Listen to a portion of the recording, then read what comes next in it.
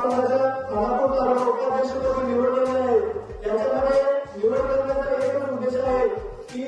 आपल्याबरोबर ज्यांना सामाजिक करायची इच्छा आहे, ज्यांना आपल्या सोबत अजून आपल्या सहकार्यांना सोबत घेऊन जाऊन त्यांची प्रगती झाली पाहिजे असं वाटतंय,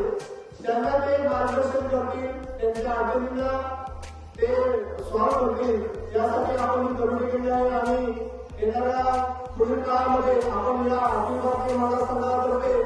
जी आपली कमिटी आहे त्यातर्फे आपण आपल्या आजूबाजूच्या आपल्या समाजातील त्याचसोबत दुसरं एक सांगू इच्छितो की आपण इतर भागात